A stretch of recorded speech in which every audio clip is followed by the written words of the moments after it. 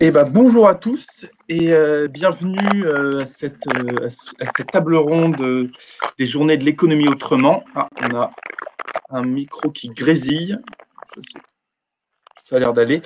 Donc pendant l'heure qui vient, on va se poser la question suivante. Est-ce qu'on peut mettre une entreprise au service de l'intérêt général et comment y parvenir, par quel mécanisme? Donc, on a le modèle coopératif et l'économie sociale et solidaire qui apporte une série de réponses à ces questions depuis maintenant longtemps. Mais on a eu plus récemment des évolutions législatives avec la loi Pacte qui a été votée en 2019 et qui a apporté de nouveaux dispositifs à ces questions-là. On a eu notamment la raison d'être, c'est-à-dire que l'entreprise écrit le rôle qu'elle entend jouer dans la société au-delà de sa seule activité économique. Et la loi Pacte a également créé le statut de société à mission, c'est-à-dire que les sociétés peuvent se doter statutairement d'une finalité d'ordre social et environnemental.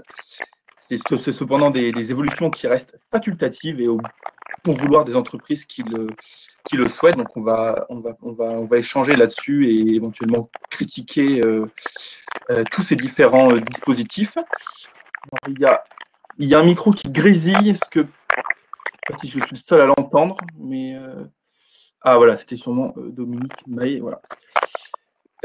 Donc pour commencer, on va commencer par un tour de table avec nos 5 différents intervenants et on va commencer par vous, Laurence Ruffin. Donc vous êtes vice-présidente de l'Union régionale des SCOP Auvergne-Rhône-Alpes.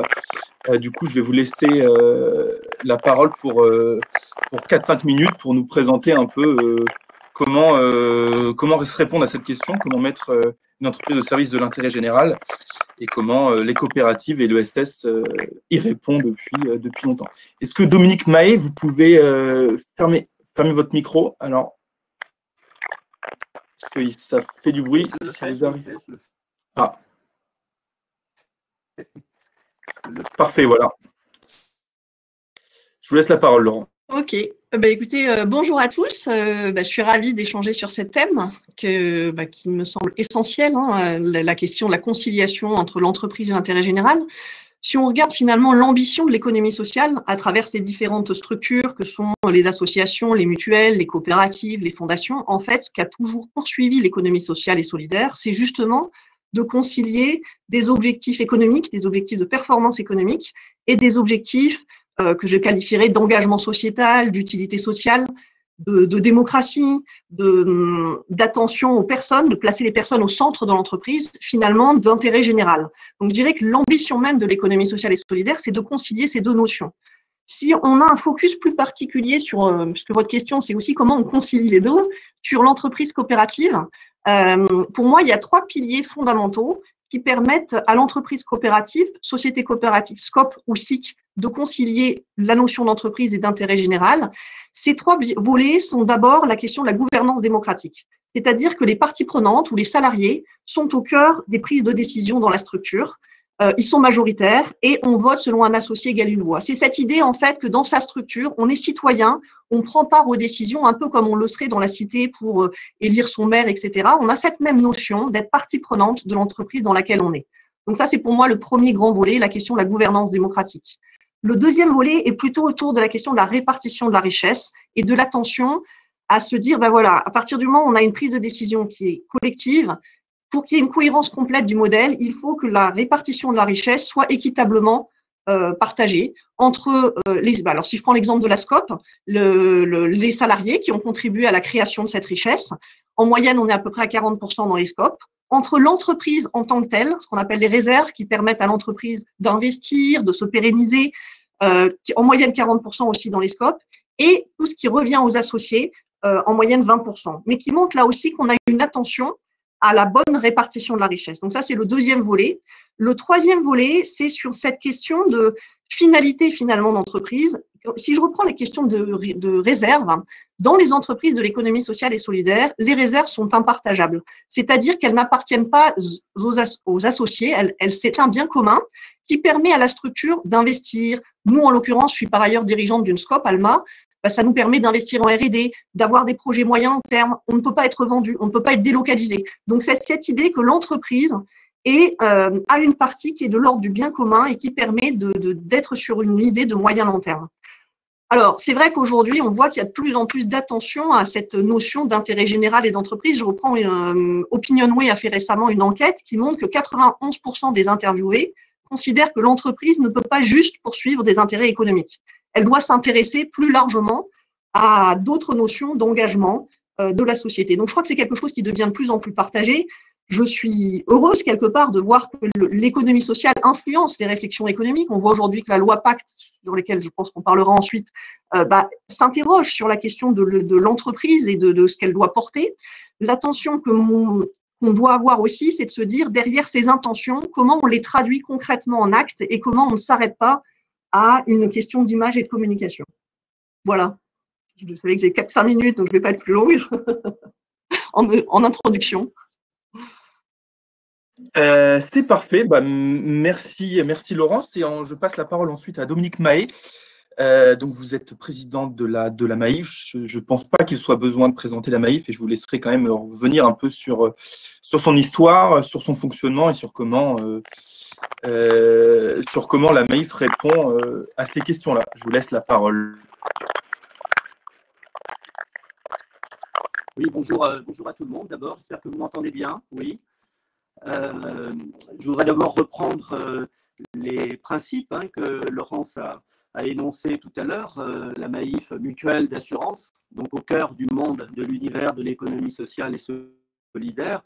Ça veut dire que nous appliquons depuis que la Maïf existe, précisément en 1934, ces principes de société de personnes, de gouvernance démocratique, d'indivision au sein de la mutuelle. Les propriétaires de la mutuelle, ce sont nos 3 millions de sociétaires, c'est pour ça que je parle d'indivision, de juste partage de la valeur. Bref, nous exerçons notre activité d'assureur selon ces principes-là. La loi Pacte nous a permis, et je vais commencer par ça, finalement, de nous dire que si la Maïf, naturellement, pour ne pas dire nativement, est une entreprise engagée, cet engagement, nous l'avons explicité, je pense, dans notre signature d'assureur militant, c'est-à-dire véritablement d'assureur en prise d'abord avec l'excellence du service à ses sociétaires, avec un corps social engagé et embarqué. Et donc, on aurait pu considérer que, voilà, faut-il aller plus loin. La loi Pacte, finalement, nous permet d'aller au-delà des engagements sur notre cœur de métier, mais aussi autour de notre métier, dans des engagements sociétaux, vers l'éducation, le handicap, la finance solidaire, etc.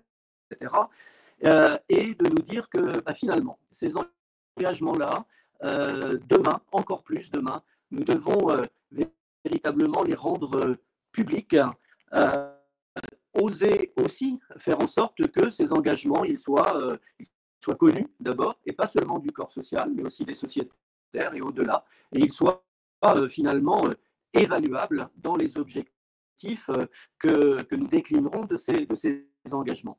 Donc on s'est dit que oui, il fallait aller plus loin et que la loi Pacte était une opportunité.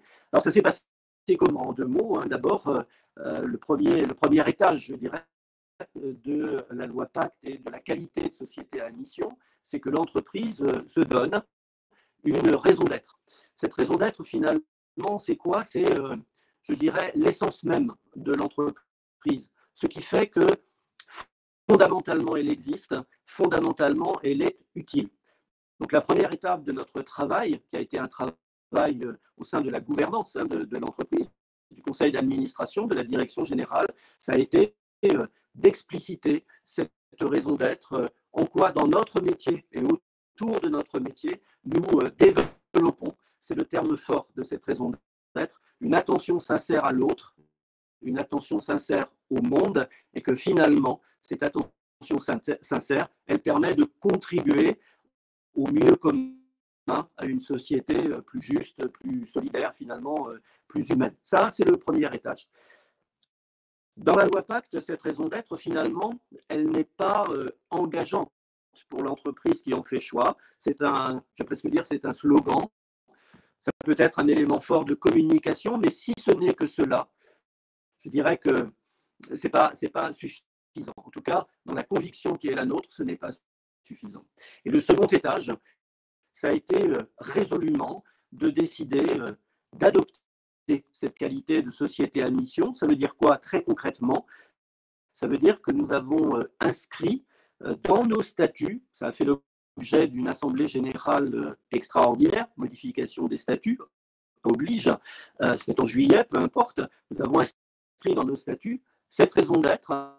Nous avons inscrit dans nos statuts que Maïf adopte la qualité de société à mission, et nous avons également acté dans ces statuts des engagements, 5 engagements, très rapidement, engagement vers nos sociétaires, engagement vers le corps social, engagement à faire en sorte que, au travers de notre contribution et au travers de tous les objectifs que nous nous fixons, nous œuvrons pour une société plus solidaire, et que finalement, si dans l'exemple que veut donner la Maïf, que donne la Maïf, cet exemple est modélisant, attire d'autres entreprises vers cette ambition d'entreprendre, eh bien, nous aurons été quelque part utiles. Donc voilà en quelques mots la démarche qui a été la nôtre.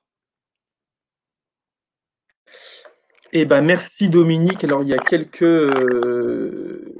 remarques sur le son qui est un peu de mauvaise qualité, et il y a un intervenant qui a été apparemment déconnecté là. J'en profite, du coup, j'ai oublié de vous dire pour tous les... Et l'intervenant, voilà, Jonathan est de retour, c'est parfait. Pour tous les participants, vous avez un onglet de chat que certains ont déjà vu et ont participé pour poser des questions, des remarques, etc. Mais vous avez aussi un onglet questions. Donc, vous pouvez poser des questions dans l'onglet questions, et aussi voter pour les questions qui vous semblent les plus intéressantes, les plus pertinentes que vous voulez, auxquelles on répond, et on y viendra dans un second temps pour répondre du coup à ces questions. Du coup, je passe la parole à Jonathan Jérémias. Vous êtes porte-parole auprès des réseaux de l'économie sociale et solidaire au mouvement Impact France, qui est l'ancien mouvement des entrepreneurs sociaux, dont vous étiez d'ailleurs le président il y a quelque temps. Donc je vous laisse. Et vous êtes montré, quand on en parlait un peu avant, un peu une critique positive de l'économie sociale et solidaire, mais comment aller plus loin. Du coup, je vous laisse la parole. Merci Justin, bonjour à tous. D'abord, je voulais avoir une pensée pour Philippe Frémaux, qui a animé le débat sur le même sujet à peu près l'année dernière, et avec qui on l'a préparé pour certains, et puis qui nous manque, et avec qui, je dois dire, je partageais une vision de l'ESS qui est à la fois, comme je le disais tout à l'heure, entre nous, là, bienveillante et en même temps critique, enfin en tout cas lucide sur ces quelques parfois zones de progrès potentiel. Donc voilà, je pense à lui là, au moment de démarrer cette table ronde. Bon, ensuite, pour tenter de répondre à la question qui est posée par cette table ronde, moi je dirais oui, d'abord. Est-ce que l'entreprise peut servir l'intérêt général? Oui. Elle le peut, elle peut être au service de l'intérêt général, mais plus ou moins. Et d'une certaine manière, alors, toutes les entreprises contribuent à l'intérêt général quand elles créent des emplois, notamment en période de chômage de masse. Mais si on regarde un petit peu plus en détail, et qu'on reprend les catégories que vous avez proposées dans le titre de la conférence, de la table ronde, d'abord l'ESS. Alors, l'ESS, si on la définit par la combinaison de l'utilité sociale, de la poursuite d'utilité sociale, de la lucrativité limitée et de la gouvernance démocratique, du partage des richesses, du partage du pouvoir, on a là le prototype de l'entreprise d'intérêt général. C'est l'entreprise au service de l'intérêt général, presque par définition, presque par nature. En fait, si on y regarde de plus près, c'est un peu plus nuancé, c'est un peu plus compliqué, parce que on sait que, par exemple, qu'un bon nombre de coopératives bancaires, de coopératives agricoles ou de commerçants ont un impact social et environnemental, disons, discutable. Ça, c'est sur le volet utilité sociale.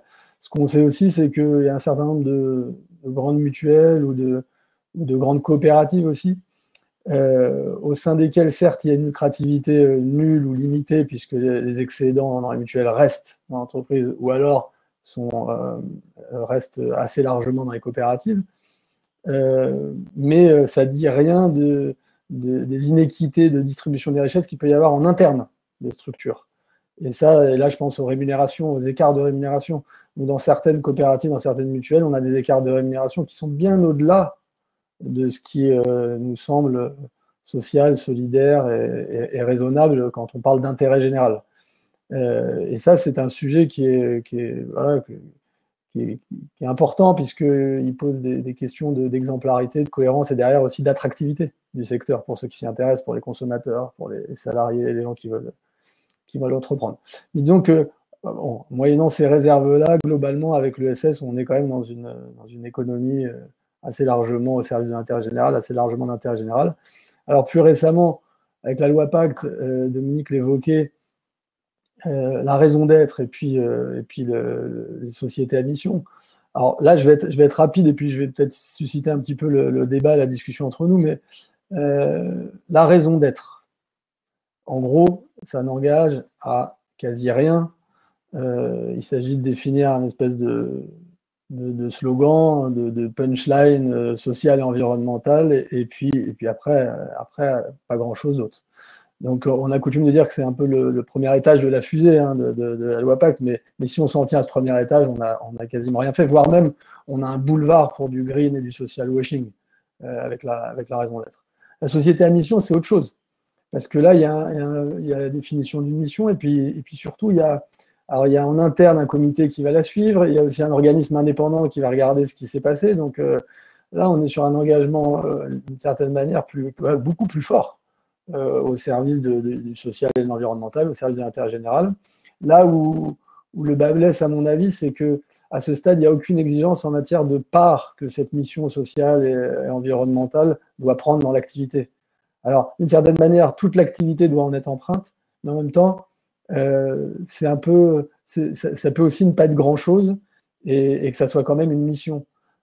Puisque c'est la société elle-même qui définit l'ampleur de la mission. Donc on peut réaliser des toutes petites missions au sein d'un énorme groupe et être une société à mission.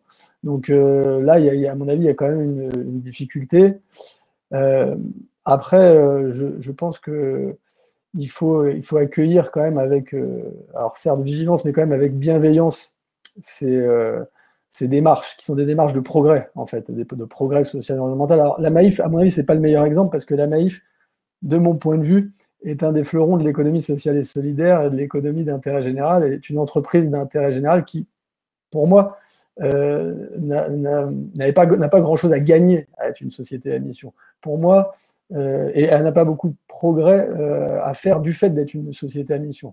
Par contre, elle a des intérêts en termes de communication sur son utilité forte. Et là, elle a mis en œuvre ce processus. On en a beaucoup parlé. Je trouve que c'est très intéressant parce que ça sert de locomotive à d'autres. Mais je ne suis pas sûr que de devenir société à mission fera progresser la Maïf, qui est déjà bien en avance sur bon nombre de points. Mais en tout cas, on peut voir qu'il y a un mouvement, il y a une communauté d'entreprises à mission qui se crée, et que d'une certaine manière, là, on s'adresse aux 90% de l'économie qui ne sont pas ESS, et qu'on entraîne, qu'on accueille dans dans la communauté des entreprises qui s'intéressent à l'intérêt général.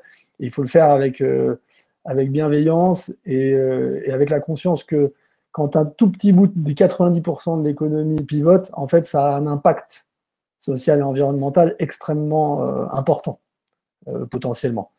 Donc voilà, en gros, hein, comment moi je vois et comment, au-delà de moi, au mouvement des entrepreneurs sociaux et puis au mouvement Impact France, devenu le mouvement Impact France, on traite ce sujet.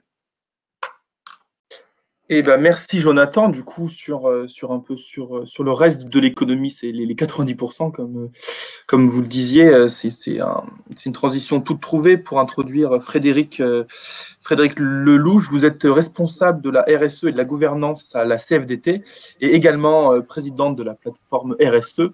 Je vous laisserai en dire un mot et du coup, je vous laisse la parole, comment répondre à ces questions. Et avant, je rappelle, vous avez un onglet questions pour poser des questions. Il y en a déjà 2, du coup, n'hésitez pas à rebondir et à poser des questions. On les traitera après. Je vous laisse la parole, Frédéric. Merci beaucoup pour cette invitation et ce débat auquel je suis ravie de participer. Est-ce que l'entreprise peut être au service de l'intérêt général? Moi, j'avais envie de répondre à cette question par une question et peut-être même 2, en fait, c'est comment est-ce qu'on définit l'intérêt général et est-ce que c'est pas, en fait, l'État qui en est le garant? Et en fait, ce à quoi on assiste et qui n'est pas neutre, et je vais laisser un peu de côté dans mon propos liminaire l'ESS, puisqu'il en a été largement question par des bien plus spécialistes que moi, donc je me situe dans une perspective plus large. Ce à quoi on assiste depuis quelques années, c'est une reconnaissance progressive des entreprises, donc de l'acteur privé, sur le plan international pour leur action concernant, par exemple, les enjeux de réduction de la pauvreté, de lutte contre les inégalités. Et il y a 5 ans, il y a une année qui a été assez clé dans cette histoire-là, c'est l'année 2015, avec l'adoption de l'agenda universel des objectifs de développement durable, la conférence de Busan sur le financement du développement et puis l'accord de Paris. Et ces trois événements ont consacré en fait la reconnaissance de l'action des entreprises concernant des enjeux qui avant étaient considérés comme relevant de la responsabilité des États. Donc, la question maintenant n'est plus de savoir si l'entreprise peut être au service de l'intérêt général, mais plutôt à quelles conditions. C'est plutôt à ça que je vais essayer de répondre. Et une fois qu'on a parlé de l'État, il y a un vrai enjeu à ce que l'État ne se désengage pas. Si l'État ne peut pas tout, il y a un vrai risque à privatiser certains enjeux qui pourraient relever de services publics. Donc le premier point de vigilance, c'est un peu une articulation, pas de substitution, mais une articulation entre l'action de l'État et celle des entreprises. Chaque acteur a ses responsabilités. Il ne doit pas y avoir de transfert ou de décharge de responsabilité.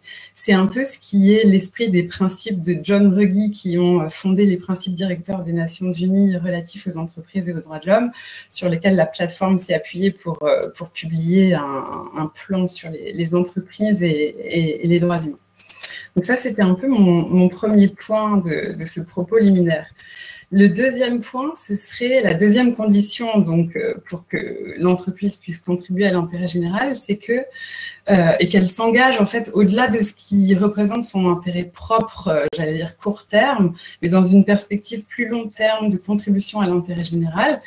Et alors là, ça ne va pas être d'une immense originalité vu que je représente à la fois la CFDT et également une instance de dialogue multi-acteurs qui est la plateforme nationale pour la RSE.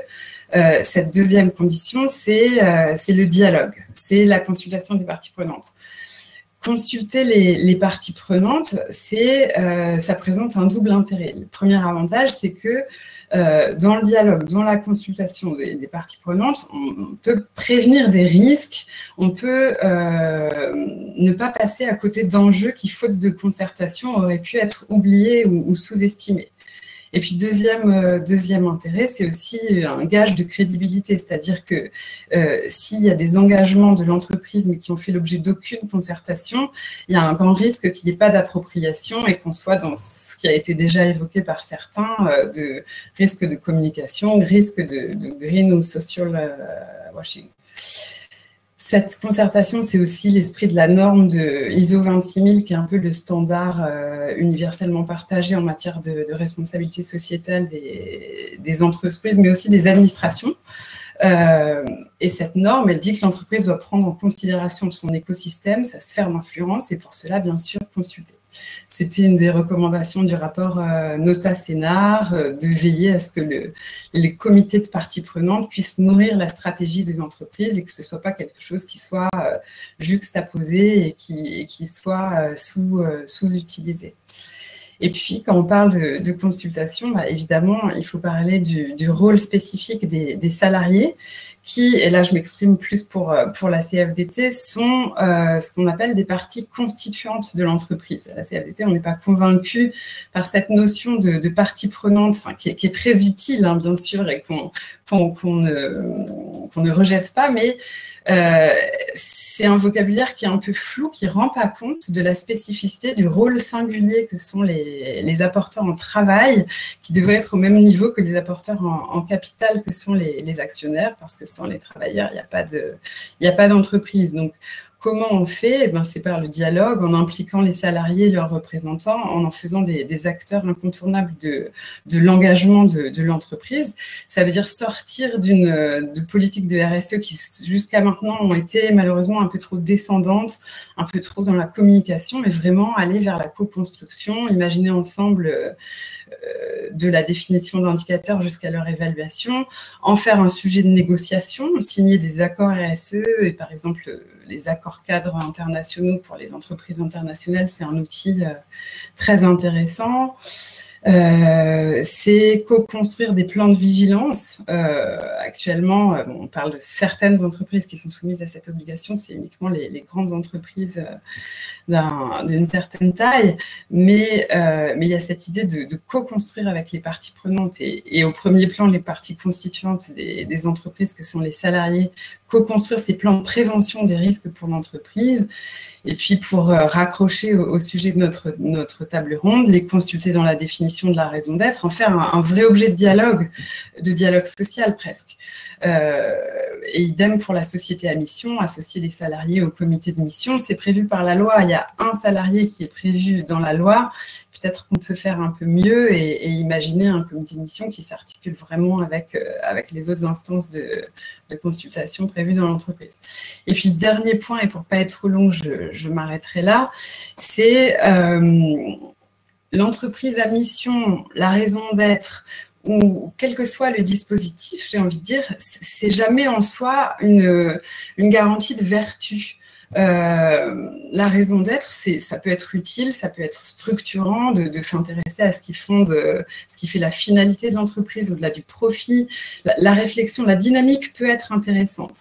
De sortir de la raison d'avoir pour avoir un projet commun d'entreprise qui donne du sens à l'action quotidienne, qui oblige à s'intéresser au long terme, c'est très structurant. Mais parmi les 60-70 qui ont actuellement défini une raison d'être, il y a la plupart qui ont oublié un volet de l'article 1835 du Code civil, qui est la question des moyens affectés à la raison d'être et à son suivi. Combien d'entreprises ont consulté les salariés dans la définition de la raison d'être, combien l'ont soumis au dialogue social, ça reste encore à voir.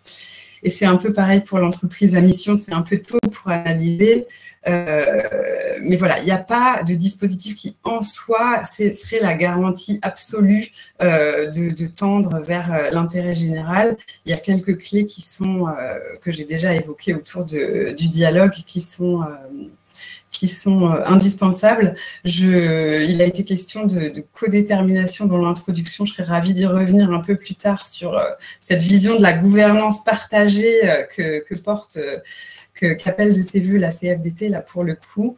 Donc, je pourrais plus en détail, mais je ne voudrais pas prendre trop de temps dans le propos liminaire. Merci beaucoup, Frédéric. Et je vais passer la parole maintenant à Jean-Pierre Chanteau. Vous êtes économiste, vous avez beaucoup travaillé sur l'économie sociale et solidaire, mais aussi sur les questions de gouvernance. Du coup, je vous laisse la parole pour conclure ce petit tour introductif à ce sujet. Ce ne sera pas une conclusion, je vais vous lancer. Permettez-moi d'abord d'évoquer aussi la mémoire de Philippe Frémaux, puisqu'il se trouve que j'ai démarré ma vie professionnelle en 1980 dans l'aventure Alternatives économiques. Donc, voilà, beaucoup échanger avec lui. Et puis, je recommande au passage son livre de 2011 qui reste d'actualité, l'enquête sur l'économie sociale, dans son versant positif et dans son versant critique. Voilà. Alors, en tant qu'économiste, et puis effectivement pour élargir au-delà de l'ESS, la question posée là, dans la table ronde, elle fait écho à quelque chose que je pense tout le monde a en tête depuis Milton Friedman en 1970, qui nous disait que la responsabilité sociale du business, c'est le terme aux États-Unis, est d'accroître le profit. Et si je devais m'arrêter là, je dirais simplement qu'il a juridiquement tort, mais politiquement raison. Alors juridiquement tort parce que, de fait, en droit, toute entreprise peut contribuer à l'intérêt général. Rien ne lui interdit de le faire, et encore moins avec la réforme du Code civil, l'article 1833, qui précise que la société est gérée, c'est pas peu, est gérée dans son intérêt social en prenant en considération les enjeux sociaux et environnementaux de son activité. Cela dit, comme l'a dit Frédéric Lellouche, il s'agit bien de contribuer à l'intérêt général et non pas d'imaginer qu'une organisation privée puisse porter, incarner à elle seule l'intérêt général qui relève nécessairement d'une autorité publique. Je pense qu'on aura peut-être l'occasion d'y revenir. Donc l'entreprise peut contribuer à l'intérêt général, mais est-ce qu'elle le veut? Alors, je dirais que l'observation, certaines l'expriment clairement, oui. À commencer, je pense particulièrement aux SIC, les sociétés coopératives d'intérêt collectif.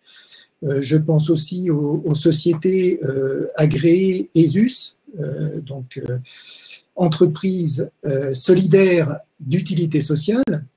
Voilà, la liste n'est pas exhaustive, bien sûr. Et au-delà de l'ESS, il faut quand même regarder aussi du côté des entreprises publiques qui sont censées porter des missions d'intérêt général, ou depuis 2019, donc les sociétés à mission. Et puis on peut aussi mettre dedans certaines approches de la RSE qui ne relèvent pas de toutes ces dispositions statutaires, mais qui peuvent être pertinentes quand elles ne se limitent pas à de belles déclarations d'intention qui n'engagent pas au-delà de cette promesse. Alors, il y a un point commun qui me semble très important à ces entreprises, à ces entreprises-là, c'est qu'elles ont toutes des règles fixées. Une fois encore, afficher des bonnes intentions, c'est sympathique, mais ça ne produit pas d'effet, en tout cas pas suffisant. Des règles qui portent finalement sur ce que l'on retrouve dans la loi ESS de 2014, des règles sur la gouvernance de l'entreprise, partage des pouvoirs pour faire vite, des règles sur l'appropriation privée de la valeur ajoutée, lucrativité limitée, encadrée, il y a différentes façons de faire, et c'est présent à des degrés très inégaux dans les différents types de statuts et de sociétés que j'ai évoqués. Et puis enfin, la question de l'objet social, la mission, l'utilité sociale, bref, qu'est-ce qui sort de l'entreprise, à quoi son activité, son produit sert-il. Donc des règles. Mais on ne peut pas s'arrêter là. D'abord parce que le constat a été fait, ces pratiques sont très très loin d'être la norme, sinon on ne serait pas là à cette table ronde à en discuter. Donc la question c'est comment transformer le schéma dominant. Il faut avoir en tête que c'est un débat récurrent depuis le 19e siècle, réactivé dans les années 70. La CFDT par exemple portait une espérance autogestionnaire, et puis ça a été réactivé effectivement en amont de la loi Pacte. Donc ça veut dire que c'est pas simple. Le deuxième point, c'est que les règles sont nécessaires, mais ne sont jamais suffisantes. C'est-à-dire que tout dépend des règles, elles n'ont pas toutes la même force normative, comme disent les juristes, et puis surtout, quels sont les acteurs qui peuvent s'en servir, qui ont les compétences, les moyens, les ressources pour les faire vivre. Ça, c'est tout un débat, par exemple, très bien travaillé en ce moment autour des notions de commun, quelle que soit la façon ensuite de les incarner. Donc, deux réflexions à verser au débat là-dessus. Le premier point, c'est que c'est très présent dans les débats, notamment de la responsabilité sociale d'entreprise, la RSE. Les vertus personnelles ne peuvent suffire. elles peuvent engager la personne, mais ça ne vit qu'aussi longtemps que vit la personne. Et puis, en psychologie sociale, on voit la fragilité de ses convictions personnelles chaque fois que la personne, même militante, se trouve plongée dans une situation contraire. Donc, les vertus personnelles peuvent déployer des effets, mais toujours à l'intérieur d'un cadre cohérent. Et je pense que ce qui a été présenté jusqu'à présent montre différents cadres qui peuvent permettre cette implication. Voilà. Le deuxième point, c'est qu'il ne suffit pas de fixer de bonnes règles.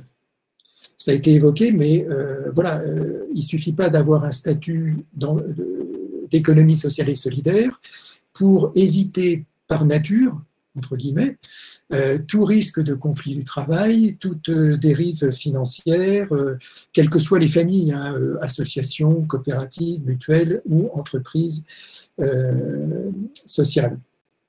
Idem en matière de RSE, et je dirais même encore plus, parce qu'en matière de RSE, pour l'instant, l'encadrement réglementaire est beaucoup plus faible, et donc il y a beaucoup plus de place pour des défaillances.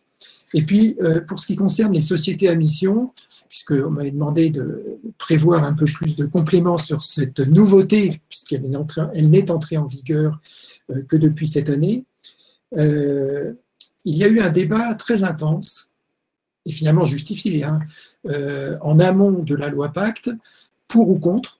Et ce qui m'avait frappé à l'époque, c'est que les promoteurs comme les contradicteurs se focalisaient beaucoup sur les règles statutaires, sans resituer ces statuts dans le contexte social dans lequel nous sommes aujourd'hui. Donc, j'estime que l'intérêt de cette nouveauté est d'introduire de nouvelles règles opposables. On pourra discuter ensuite de la force de ces règles. Hein. Donc l'obligation de définir dans les statuts une raison d'être, l'obligation de définir une mission, l'obligation de se doter d'un comité de mission, l'obligation d'évaluer l'exécution de la mission et de faire cette évaluation par le comité de mission, mais réglementairement par un organisme tiers indépendant. Donc ça va dans le bon sens, mais pour autant, les contraintes introduites sont potentiellement relativement faibles. Et donc, il y a un risque très important d'introduire de la confusion, voire de jeter le discrédit sur toutes les entreprises qui finalement utilisent le même langage, hein, mission sociale, etc., mais en se dotant de règles plus contraignantes. La question a été posée là dans le chat, et donc je peux peut-être prendre le temps de dire que la raison d'être qui est définie par le Code civil, donc l'article 1835, modifié par la loi Pacte, disent que la raison d'être est constituée des principes dont la société se dote et pour le respect desquels elle entend affecter des moyens dans la réalisation de son activité. Pour exemple, le groupe Engie est aussi doté d'une raison d'être. Qu'est-ce que ça nous dit sur le contenu, sur la substance de cette raison d'être? Ben, rien. La société va donner un contenu comme elle l'entend. Voilà. C'est ce qui est cohérent d'un certain point de vue, mais laisse forcément sur sa fin. Donc, comme l'a dit Frédéric Lelouch, il est trop tôt pour dire ce qui va sortir de cette innovation, en fait, ce qui est dans la loi, dans la société à mission, existe déjà dans les différents statuts de l'ESS. Donc c'est une création juridique un peu particulière. C'est d'autant plus difficile de prédire ce qui va en sortir que dans les 40 à peu près sociétés à mission existantes, vous trouvez aussi bien la Maïf Avenir, qui est déjà une société de l'ESS, que le groupe Yves Rocher, par exemple, qui vient d'être épinglé pour manquement au droit de la liberté d'association dans sa filiale turque. Donc, voilà. Ça fait... Enquêtons. Merci beaucoup Jean-Pierre. Ça fait une transition toute trouvée pour certaines questions qui ont été posées sur les entreprises sur cette émission et sur notamment la Maïf. Donc pour vous, Dominique Mahé, je me permets de mutualiser deux questions. Donc c'est tout d'abord en quoi la raison d'être de la Maïf et la société à mission est engageante et qu'en est-il du contrôle? Et deuxième question, ce n'était pas la même, mais vous pourrez ici répondre en même temps. Comment la Maïf et Danone, donc Danone étant aussi une société à mission, peuvent-ils se retrouver dans le même label quand on voit les pratiques de Danone? Du coup, ça revient un peu à des propos qu'on a dit. Est-ce que ça ne risque pas de dénaturer ou mettre dans un même panier deux sociétés qui n'ont pas les mêmes pratiques? Donc voilà, je vous laisse répondre Dominique Mahé. Après, si quelqu'un veut ajouter quelque chose sur cette question, je vous laisserai la parole. Est-ce que vous m'entendez? J'ai des soucis de caméra, mais vous m'entendez bien? Oui. On vous entend bien, on ne vous voit pas, mais on vous entend bien, donc c'est parfait. D'abord, Maïf, lorsque nous avons décidé d'aller vers cette qualité et non pas label, je pense que la nuance est importante, d'entreprise à mission. On ne s'est pas dit, tiens, Danone y va, nous on va y aller aussi. Surtout pas. Nous appartenons à un univers économique radicalement, foncièrement différent. La Maïf n'a pas d'actionnaire à rémunérer, c'est évident, vous le savez. Nous sommes pleinement et nous restons pleinement dans l'économie sociale et solidaire dont nous sommes, je pense, un élément qui compte dans la mutualité d'assurance. Alors, sur la raison d'être, je crois que ça a été très bien dit par quelques participants.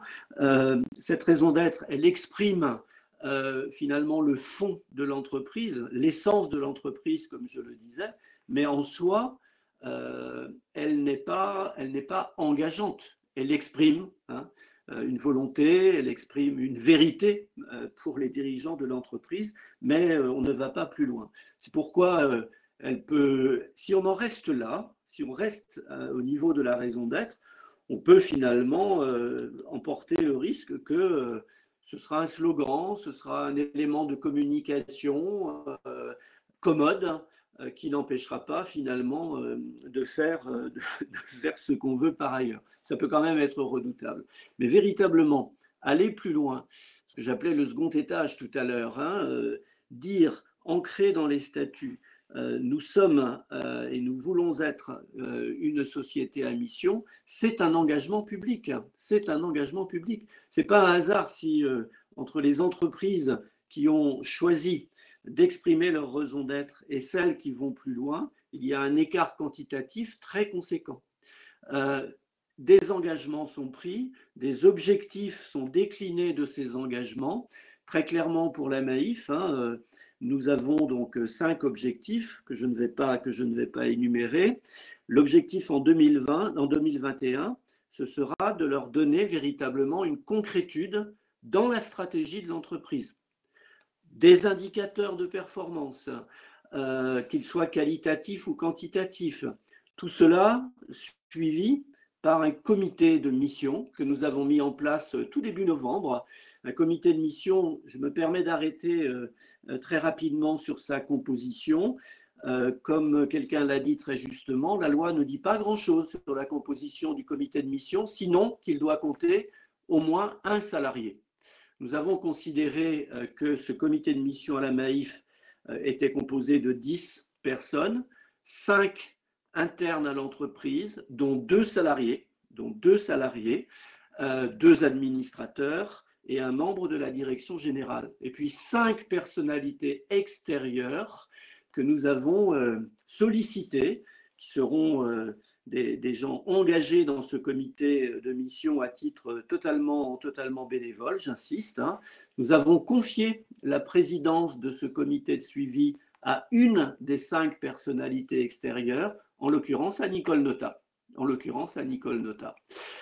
Voilà, ce comité de suivi, comme son nom l'indique, il aura à vérifier que l'entreprise est bien dans les clous des objectifs qu'elle se donne dans le cadre des engagements de la mission.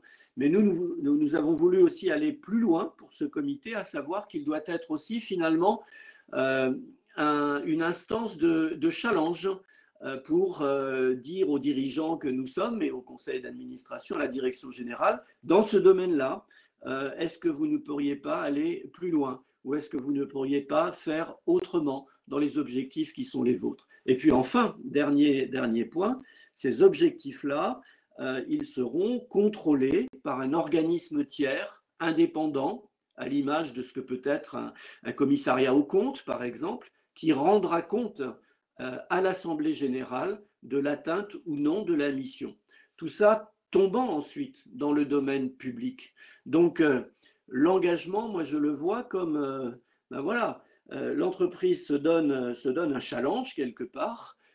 Est-ce qu'elle l'atteint? Oui, c'est bien. Si elle ne l'atteint pas, je pense que ça peut compromettre quand même, mettre en risque son image et pourquoi pas sa performance. Merci beaucoup, Dominique. Est-ce que quelqu'un veut réagir sur ces questions-là? Laurence, oui? Oui, moi, je veux bien réagir et compléter, parce que ce qui me semble intéressant dans la démarche de la Maïf, c'est que ça vient compléter une entreprise qui était de l'économie sociale.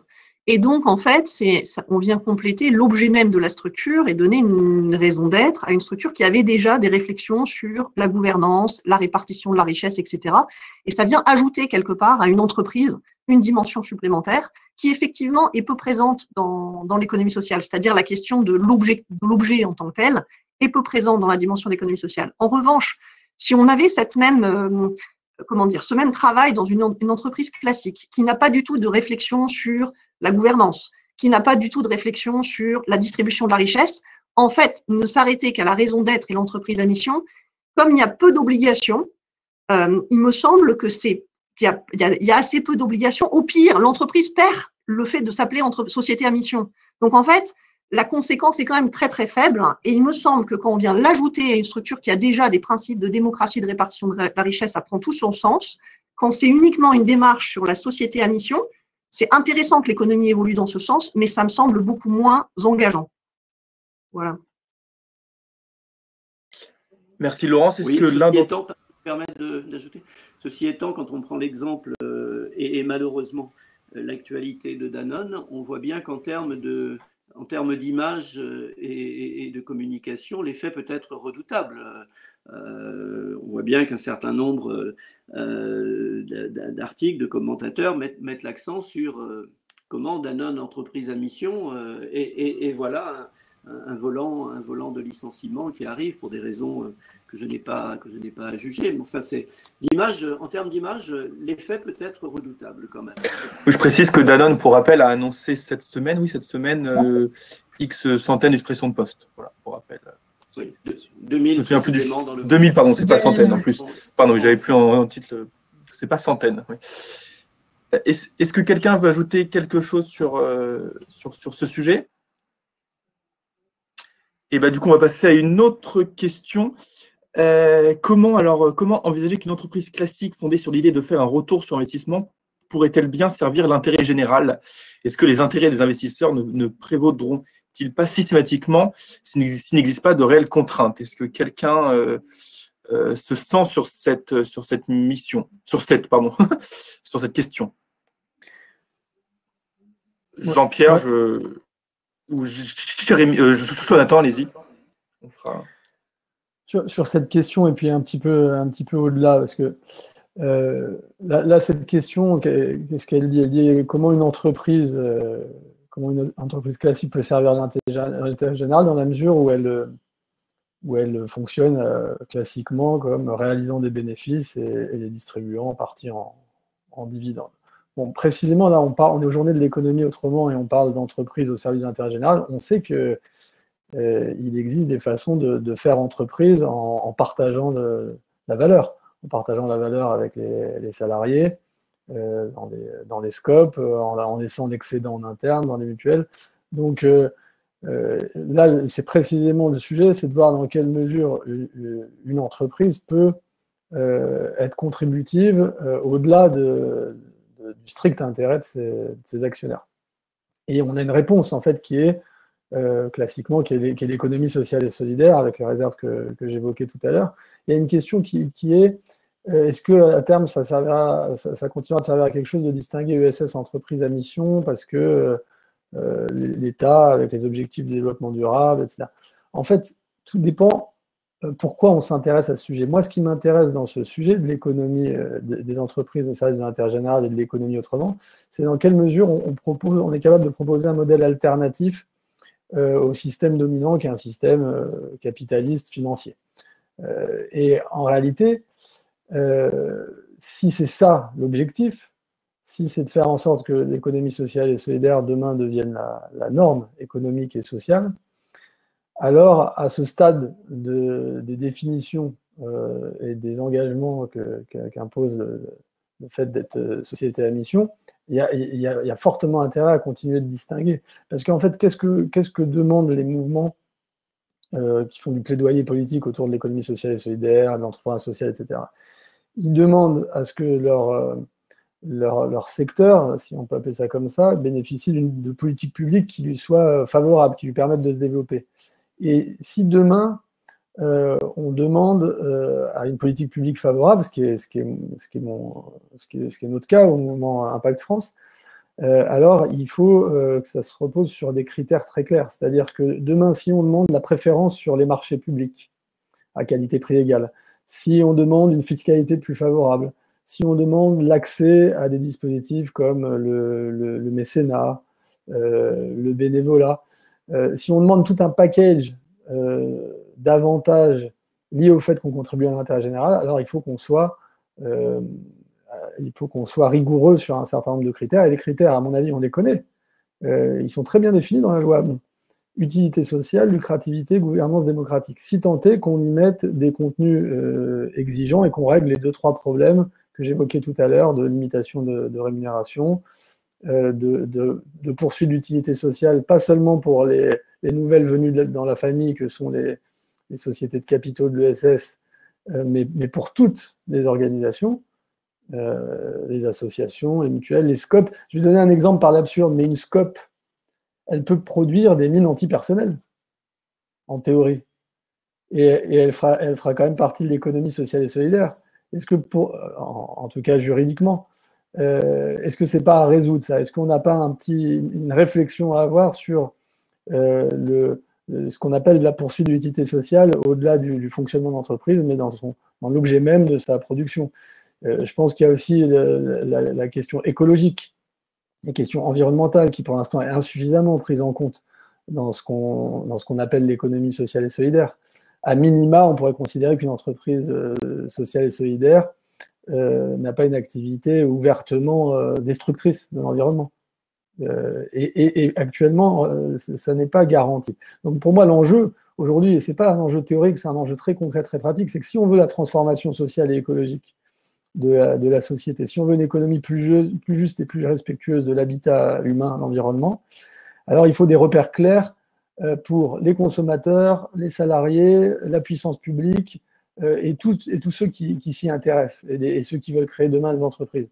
Et des repères clairs, alors c'est par exemple, on a parlé tout à l'heure de l'agrément ESUS, entreprise solidaire d'utilité sociale, qui est assez complet, hein, qui peut être sûrement amélioré encore, mais qui est assez complet et qui garantit un certain nombre de choses, puisque c'est la seule niche de l'économie sociale et solidaire dans laquelle, par exemple, il y a une limitation de rémunération des dirigeants qui est indispensable, et où il y a un vrai regard porté sur la poursuite d'utilité sociale.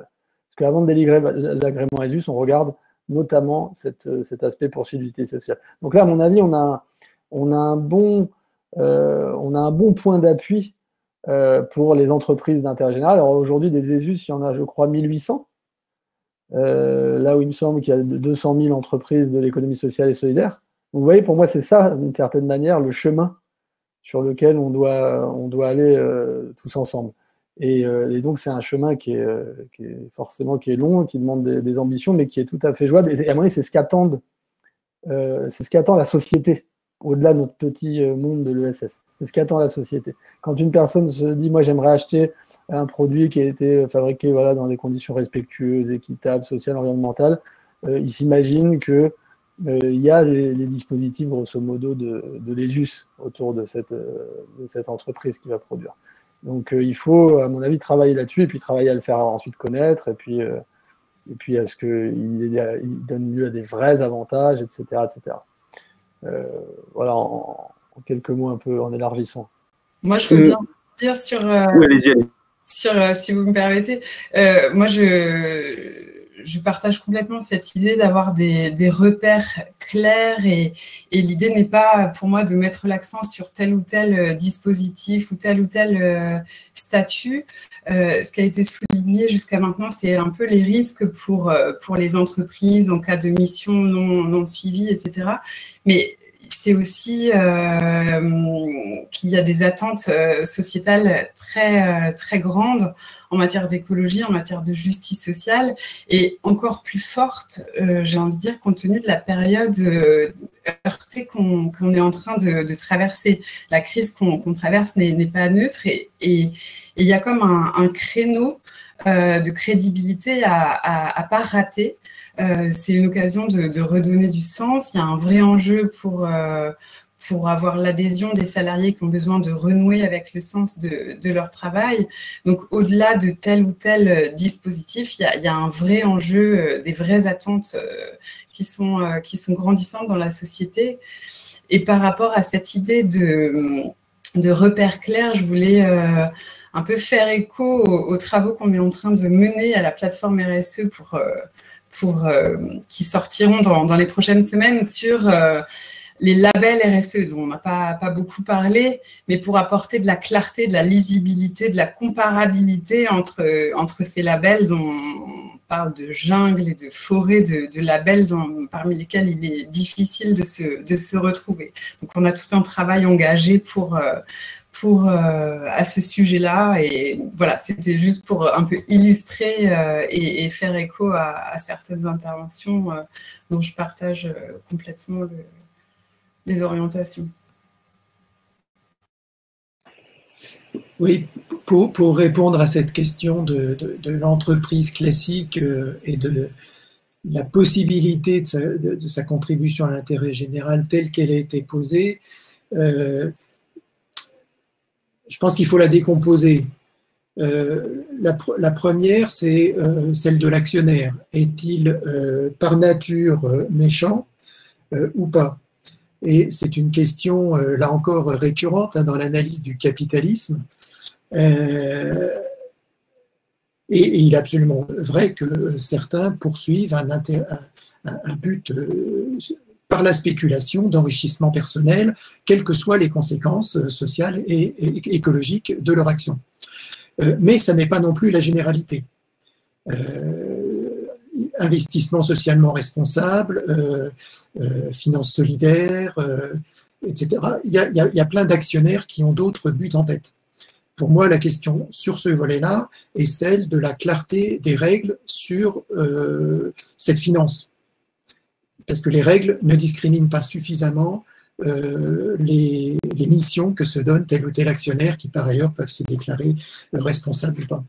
Le deuxième niveau, c'est l'équilibre des pouvoirs, la régulation des pouvoirs. C'est-à-dire que même dans une société où l'actionnariat serait purement spéculatif, quelle limitation de son pouvoir?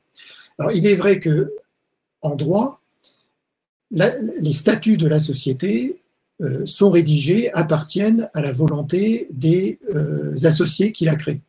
C'est la règle de base, comme pour une association. En passant.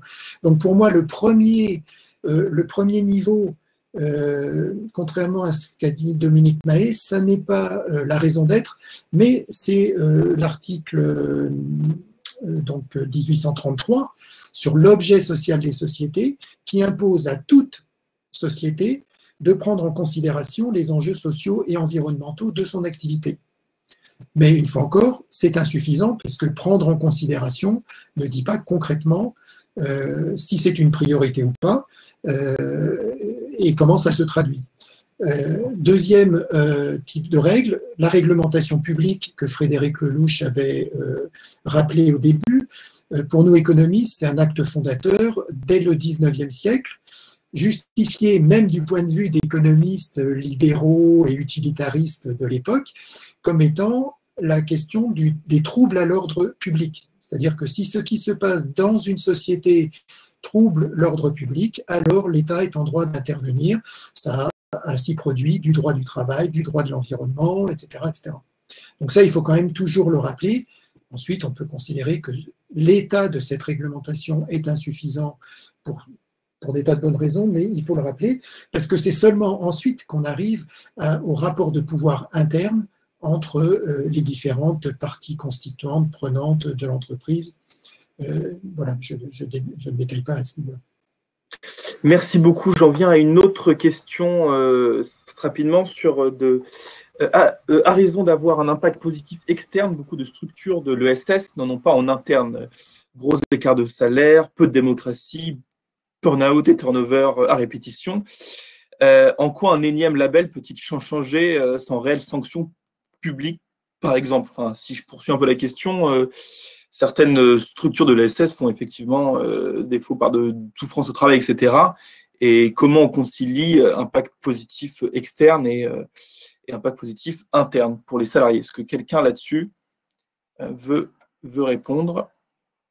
Alors, moi, je peux apporter une vision, en tout cas, c'est de dire qu'évidemment, dans l'économie sociale, ça ne garantit pas, ça a été dit à plusieurs reprises, le fait d'avoir un fonctionnement, enfin, on a des dérives, il y a des problèmes, évidemment. En revanche, ce qu'on peut regarder d'un point de vue statistique, c'est qu'on a quand même une grosse différence entre des structures qui, alors, je ne sais pas si c'est que l'économie sociale, mais en tout cas, qui ont un fonctionnement qui repose sur la participation, sur le fait que les salariés soient acteurs d'une certaine manière. On a une forme de tempérance quelque part qui permet un bien-être alors qui est plus qualitatif. Je vais illustrer. Je suis donc moi-même dirigeante d'une entreprise coopérative donc on est une centaine de salariés. Tous les salariés sont associés. Aujourd'hui, on a un turnover qui est très faible. On a une répartition de la richesse aujourd'hui qui est à peu près à 60-70% de la richesse créée vis-à-vis des salariés associés. On a une transparence sur tout, sur les tableaux de bord jusqu'au salaire, et on a un écart de fourchette de salaire qui est de moins de 3, de revenus, qui doit être entre 1 et 2,6 peut-être, je ne sais pas, quelque chose comme ça. Donc évidemment, ce que je veux dire, c'est que dans l'idée quand même, quand on travaille sur la transparence, quand on a des acteurs qui sont même partie prenante, alors le terme n'est peut-être pas idéal, Frédéric, mais en tout cas qui sont dans la gouvernance d'une certaine manière, qui ne sont pas uniquement sollicités, mais qui sont vraiment à un moment donné acteurs des projets, ça donne aussi une cohérence derrière, parce que si on a de la transparence sur les salaires, derrière, par exemple, on aura un effet, un impact évident d'une répartition plus forte des richesses entre personnes, et aussi, par conséquent, on aura plus d'attention à ce qu'on crée. Alors, je suis aussi d'accord, je crois que c'est Jonathan tout à l'heure qui l'évoquait, le fait que la question de l'utilité en tant que telle ou de l'environnement n'est pas inscrit dans les statuts SCOP, SIC, etc. Et je pense qu'effectivement, c'est pour ça que j'exprimais vis-à-vis de Dominique le fait que c'était complémentaire. C'est-à-dire dans la réflexion actuelle autour des missions de l'entreprise, des raisons d'être et l'ESS tel qu'on le voit jusqu'à aujourd'hui, il me semble qu'il y a une forme de complémentarité, c'est-à-dire qu'on vient ajouter à une réflexion autour de la gouvernance, de la répartition des richesses, une idée d'utilité qui quasiment était un peu acquise, je pense que c'est un mauvais terme, mais en tout cas qui était entraînée par le fait que les acteurs avaient envie de faire quelque chose de bien, mais qui aujourd'hui pourrait être davantage remontée, pas seulement dans l'économie sociale, mais en général. Donc il me semble que les 4 piliers pourraient être intéressants, que l'économie sociale pourrait infuser pour aller au-delà dans l'économie, autour de ces 4 valeurs, c'est-à-dire les 3 historiques, plus cette idée de mission, quelque part. Merci beaucoup. Il nous reste 10 petites minutes, donc je vais peut-être vous laisser la parole chacun à vous, les intervenants, pour conclure un mot avec peut-être 2 thématiques qu'on n'a peut-être pas assez évoquées. On l'a évoqué, la prise en compte environnementale, comment, par qui et comment une entreprise peut prendre en compte ces notions-là, et également comment ces questions-là deviennent aujourd'hui importantes ou pas avec la crise inédite qu'on vit et comment elles y répondent. On va commencer par vous, Jonathan, pour répondre. Je crois que vous voulez aussi revenir sur la notion d'impact et comment notamment vous avez changé, vous êtes devenu votre structure, le mouvement des entrepreneurs sociaux à Impact France. Peut-être ça pourra répondre en partie des questions que j'ai posées. Je vous laisse la parole. Merci Justin. Oui, d'ailleurs, je pense que ça s'enchaîne très bien avec ce que vous venez de dire, Laurence, puisque il y a justement cette notion d'impact qui monte beaucoup, dont beaucoup se réclament aujourd'hui, sans qu'on comprenne toujours bien ce que ça veut dire et quel en est le contenu. Et il se trouve qu'au mouvement des entrepreneurs sociaux, mes successeurs à la présidence ont pris le pari de préempter cette notion, et en commençant par changer le nom du mouvement des entrepreneurs sociaux, qui est devenu le mouvement Impact France. Et quand je dis préempter cette notion, c'est considérer que c'est probablement la notion qui va être la plus parlante, notamment pour les nouvelles générations, qui va l'emporter, et que du coup, il faut absolument s'en emparer et y mettre l'exigence qui est la nôtre, et en l'occurrence, c'est-à-dire celle de l'ESS. Et donc on a, alors c'est pas seulement un changement de nom, on travaille depuis bientôt 2 ans à un outil qui s'appelle l'Impact Score, qui est un outil qui permet aux entreprises, quelles qu'elles soient, peu importe qu'elles soient ESS ou pas, de mesurer leur impact. Et ce qui est intéressant, c'est que non seulement ça s'adresse à toutes les entreprises, donc j'ai beaucoup distingué entre ce que je considérais être les entreprises d'intérêt général et les autres depuis le début de mon intervention, mais ce que je veux dire en complément, c'est que pour moi, peu importe d'où on vient, ce qui est intéressant, c'est l'envie de progresser. Et donc il faut un chemin pour chacun, et il y a peut-être un phare qui est l'ESS, mais en tout cas, il y a un chemin pour toute entreprise d'où qu'elle vienne, et c'est précisément à quoi sert cet outil. Et son deuxième intérêt, c'est qu'il est précisément fondé sur les principes de l'ESS, puisqu'il y a 4 axes, que sont l'impact social, alors qu'on complète d'ailleurs, les principes de l'ESS qu'on complète, et ça répond à votre question sur l'environnement, c'est impact social, impact environnemental, partage des richesses et partage du pouvoir. Et on définit une entreprise à impact comme étant une entreprise qui, sur ces 4 axes, atteint des niveaux d'exigence suffisants. Donc on a tout un scoring, des critères qui prennent en compte la taille des entreprises, puisqu'on veut que ça s'adresse à toutes les entreprises.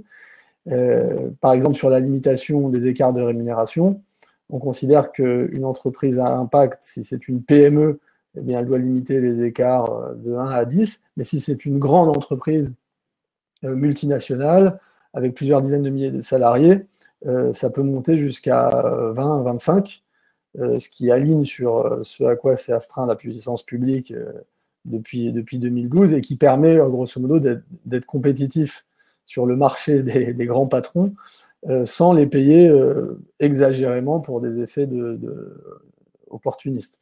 Donc on a tout un... Et ça, c'est valable sur les 4 axes. Donc il y a une réflexion qui est menée en fonction de la taille des entreprises. Et puis vous avez un indicateur cible, un indicateur intermédiaire, un indicateur plancher. Ce qui nous permet, au mouvement Impact France, à la fois d'avoir au cœur du réacteur ce qu'on appelle les entreprises à impact ou les entreprises sociales et écologiques, et qui correspondent grosso modo à l'agrément ESUS, et un collège qu'on appelle entreprises en transition, et qui réunit des entreprises, alors soit qui ont adopté une raison d'être, soit qui ont adopté, sont devenues sociétés à mission, soit il y a d'autres labels aussi, mais sont Bicorp, et bref, sont des entreprises dites classiques, mais qui sont dans une démarche, alors que nous on espère de transition, peut-être qu'elles n'ont pas prévu d'aller plus loin, mais en tout cas qui sont dans une démarche de transition vers une économie sociale et écologique, comme on l'entend traditionnellement dans l'économie sociale et solidaire. Donc voilà, je pense qu'il faut arriver, et nous ici on est réunis aux Journées de l'économie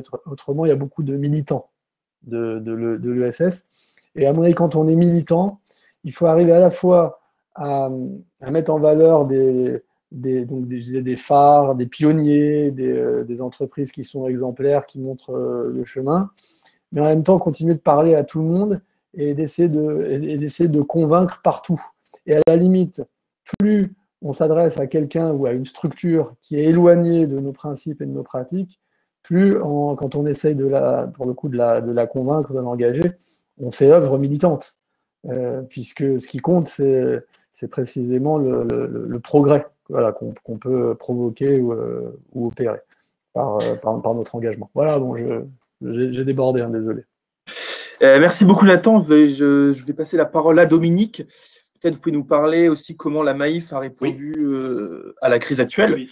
Voilà, en quoi une entreprise de l'économie sociale et solidaire qui essaye de servir l'intérêt général, qu'est-ce que ça fait la différence en temps de crise comme on connaît actuellement. Je vous demanderai d'être assez concis car il ne reste que 5 minutes. d'une façon plus générale que la simple question de comment la Maïf a répondu à la crise, je crois, enfin, la conviction qu'on a, nous, hein, que l'on soit entreprise de l'économie sociale, entreprise à impact, entreprise à mission, labellisée X, Y ou Z, je pense qu'il y a vraiment aujourd'hui un mouvement de fond dans les entreprises de se dire que aujourd'hui et encore plus demain, si on ne met pas véritablement au cœur de son activité, des préoccupations de nature sociale, de nature environnementale, écologique, qui conduiront de toute façon à la performance de l'entreprise. Plus l'entreprise développera une éthique dans son activité, plus demain elle sera performante. Et ça, je crois que c'est un mouvement inéluctable devant les urgences qui sont les nôtres, l'urgence sociale, les fractures de multiples natures, l'urgence écologique. C'est, je crois, un mouvement de fond. Aujourd'hui, il s'amorce. Les entreprises de l'économie sociale et solidaire ont des atouts incontestables dans ce chemin-là. Le fait d'être entreprise à mission peut ajouter effectivement et ajoutera de toute façon des exigences positives, mais le mouvement, il est enclenché. C'est la conviction que l'on veut porter. Et je n'en dis pas plus parce que j'ai déjà été un petit peu long. Merci beaucoup Dominique. Je vais vous passer la parole, Frédéric, si vous avez un dernier mot sur tous ces sujets. Ouais, un mot, ça ne va pas être suffisant vu l'ampleur des sujets, mais je vais essayer de faire court. Peut-être 2 mots, si vous me permettez, avec mes deux casquettes.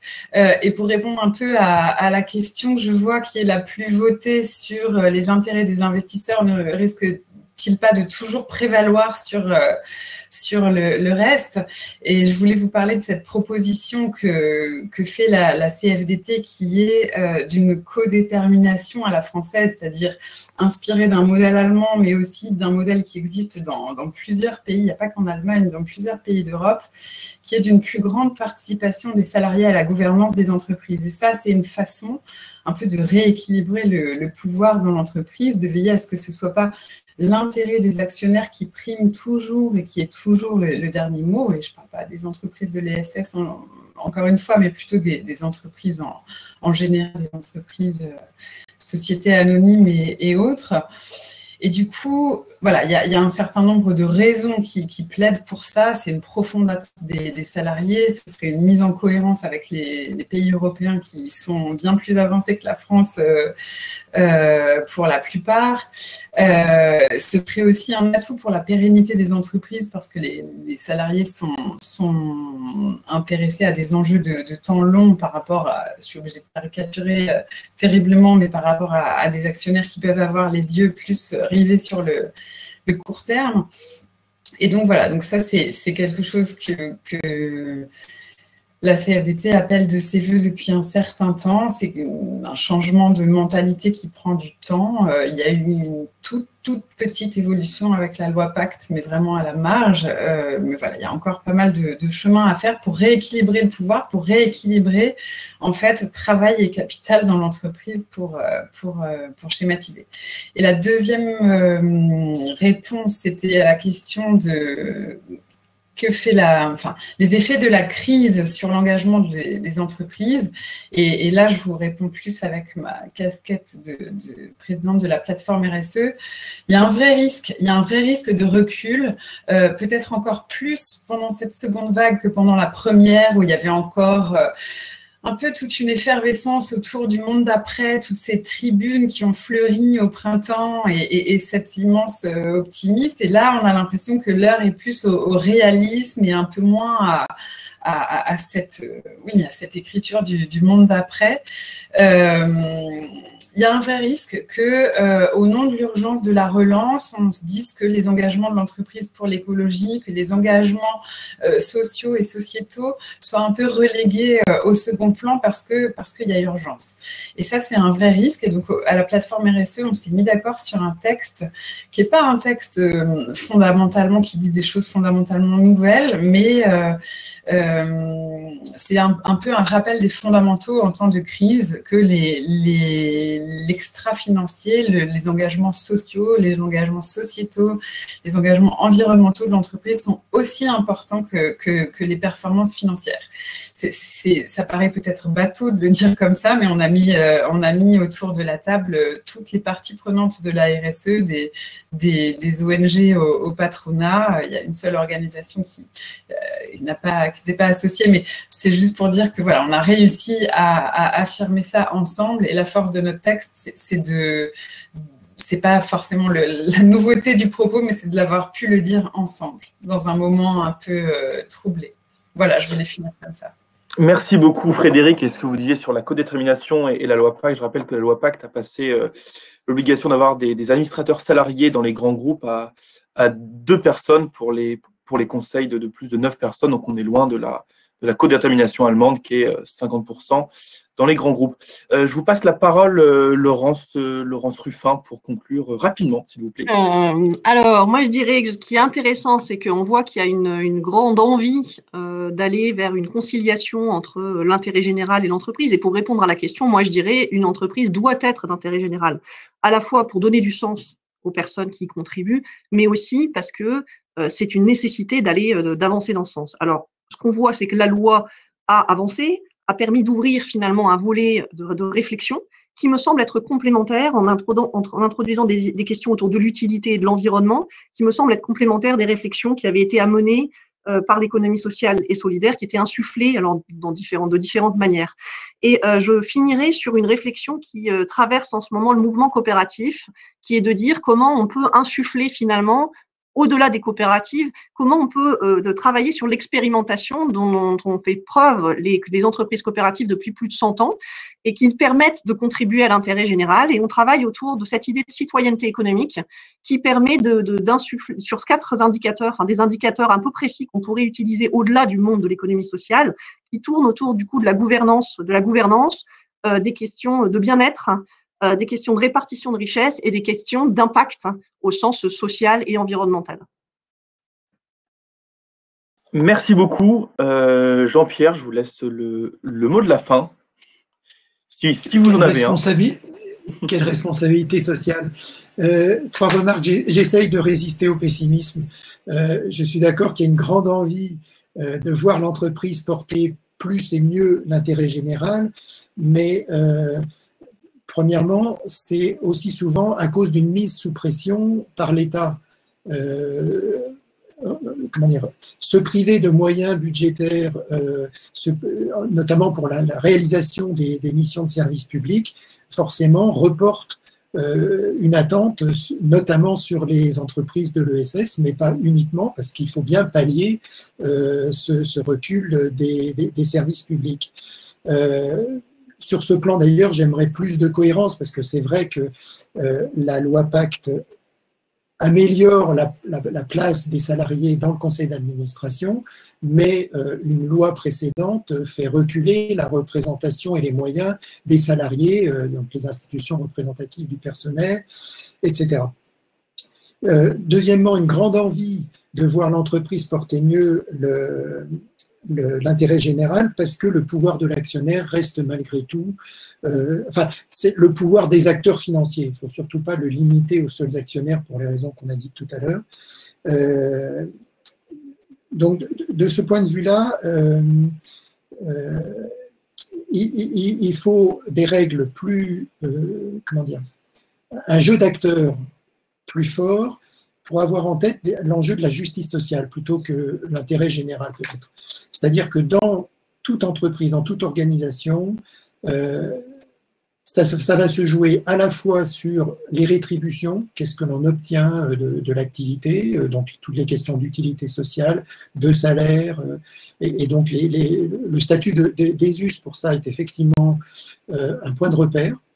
mais qui doit nous renvoyer aussi à la façon dont le capitalisme se joue ailleurs, je pense en Scandinavie, même si ça s'est beaucoup érodé, où il y a une limitation des écarts.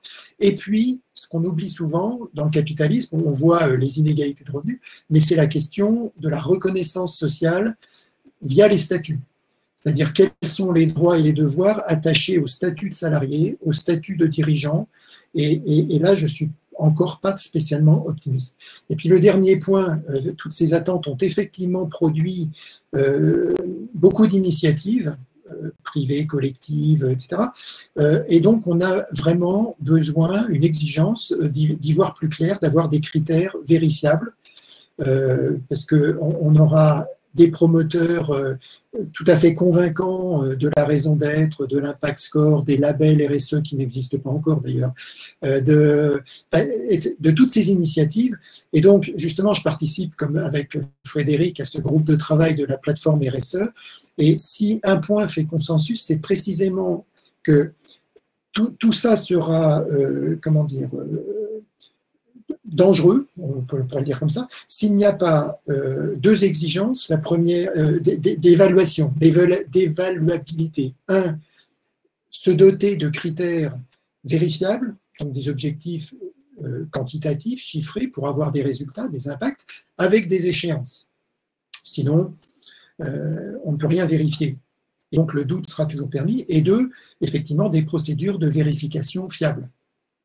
Voilà. C'est pour ça, bon, le débat ne faisait que commencer. Je ne suis pas spécialement enthousiaste sur Bicorp, par exemple, mais tout ça, peu importe le détail en fait, hein, tout se joue dans les rapports de pouvoir entre les différentes parties prenantes, constituantes, le tout régulé par des règles publiques.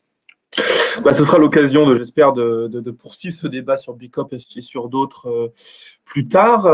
Donc, merci beaucoup à vous d'avoir suivi cette table ronde numérique. Désolé, on n'a pas pu traiter toutes les questions.